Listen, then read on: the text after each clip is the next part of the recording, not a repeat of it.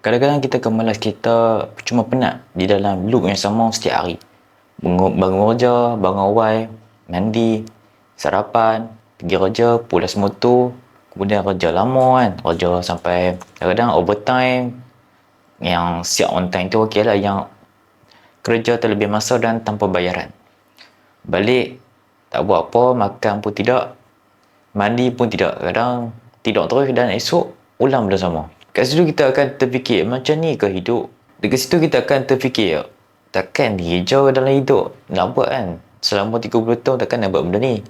Kita akan, mesti ada punya, kita mengejar kebebasan sebab manusia ni dia kreatif.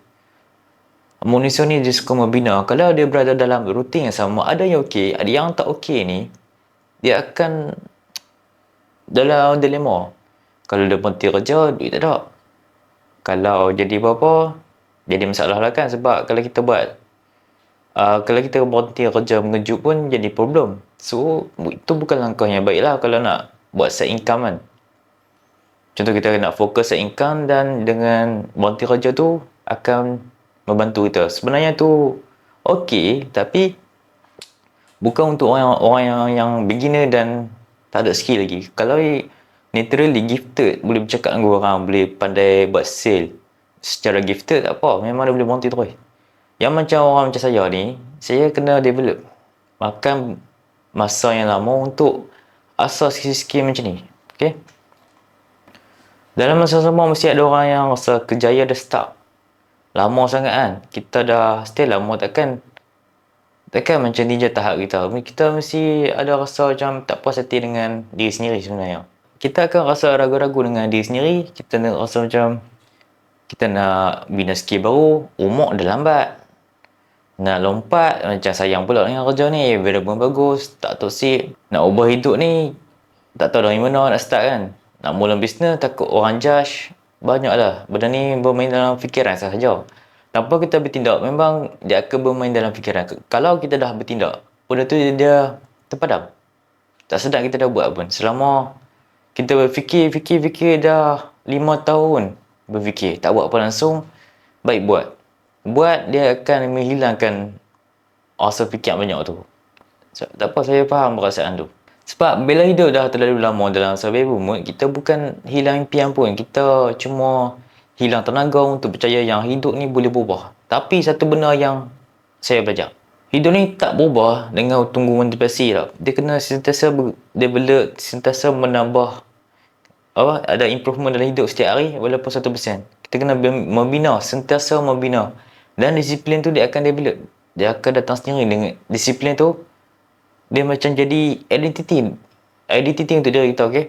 Asalnya kita tak disiplin. Bila mana lepas ni kita dah improve, kita ada matlamat, disiplin tu jadi macam identity baru. Sebab nak padam identity lama ni memang makan masa sikit. Memang makan masa. At least bagi kita masa dalam 6 bulan untuk konsisten setiap hari. Hidup berubah bila mana kita bina skill kecil tau. Skill kecil yang boleh jadi aset dalam masa jangka panjang. Contohnya skill boleh buat konten, skill edit video, skill boleh menulis, skill boleh promote produk, skill bercerita tentang masalah orang lain. Benda ni nampak kecil, tapi bila dibuat konsisten, dia boleh jadi aset. Ni skill yang orang tak nampak. Benda ni boleh transfer ke mana-mana bidang. Satu konten boleh tarik orang, satu video boleh buka peluang. Satu skill boleh buat kita nampak bernilai. Satu idea boleh jadi income tambahan. Bukan sebab nak jadi influencer, bukan sebab nak jadi famous, tapi sebab kita perlukan jalan keluar yang lebih baik, di mana kita tak pergi kerja pun kita boleh dapat duit. Itulah matlamat di mana kita perlu kerja keras di tempat yang betul. Jangan buang masa di tempat yang salah. Sebab dalam aset ni memang makan masa, tapi kita kena develop hari-hari. Dia akan jadi aset tu macam kita tak buat apa-apa, dia bagi income dekat kita. Itulah aset. Okey. Kalau kerja sekarang belum mampu ubah hidup kau, jangan terus benci kerja tu. Guna kerja tu sebagai tapak macam saya buat. Gaji tu untuk survive, skill baru untuk escape perlahan-lahan. Pergilah course, beli kelas ke, belajar public speaking, belajar something. Belajar macam mana nak buka bisnes semua tu. Belajar, investkan duit tu. Dia akan jadi aset dekat kita. Aset intelek, aset ilmu yang di mana kita je pegang. kita tahu ilmu tu dan kita boleh share balik dekat orang dan orang akan ikut kita sebab kita ada ilmu tu. So kat situ dekat situ dah develop audience tau. Hari ni kita belajar edit 10 minit. Esok tulis satu idea content, lusa post satu video, simple je. Minggu ni try buat benda tu. Okay, ulang setiap hari. Sebab orang yang nampak berjaya hari ni pun dulu pernah mula dengan kosong. Bezanya dia tak berhenti masa rasa bodoh. Dia tak berhenti masa view dia rendah. Dia tak berhenti masa orang tak nampak usaha dia. Jadi kalau kau rasa give up sekarang, aku nak kau ingat satu benda. Mungkin kau bukan gagal.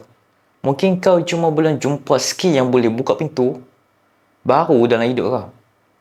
Dan mungkin pintu tu bermula dengan benda simple je. Belajar buat konten, belajar edit, belajar bina aset digital. Belajar jadi orang yang ada value di internet, okay? Kalau kau orang yang kerja start dalam career dan rasa hidup macam tak bergerak, mula kecil dulu. Mula very small lah. Without any modal, okay? Modal low cost yang sebolehnya. Free. Fokus kepada free. Tapi lambat laun benda free ni dia ada limit. Kita kena invest duit juga, okay? So, mula dengan satu skill, satu konten, satu hari pada satu masa. Jangan kejar hidup orang lain. Bina jalan keluar kau sendiri. Aku share benda ni sebab aku rasa skill konten dan editing bukan sekadar untuk buat video.